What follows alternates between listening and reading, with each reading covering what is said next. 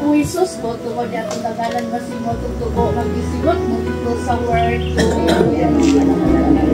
Kung Isus ko.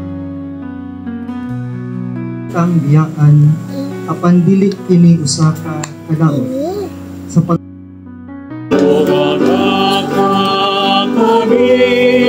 sa pagdumay sa imo.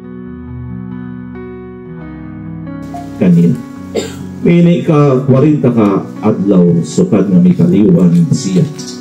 Ang atong pag-ampo para kaniya kay wala naman gayud siya ay mahimo. Tungod kay may taliwan naman siya.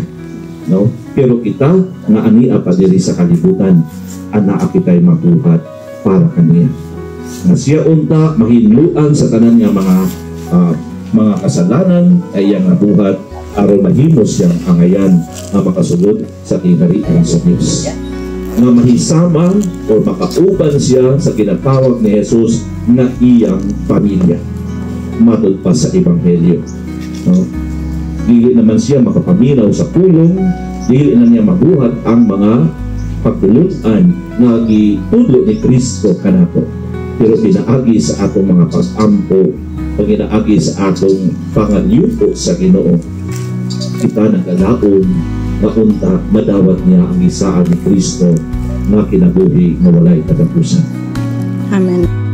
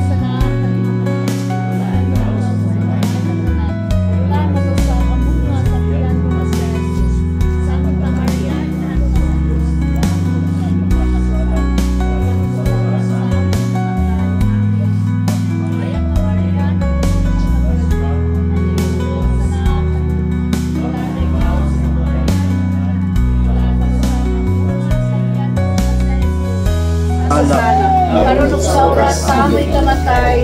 Maya sa mahanog sa anak o sa Espiritu Santo. Maingon sa sinugdan, karunok sa diakon sa mga katuigan na tanan. Amen.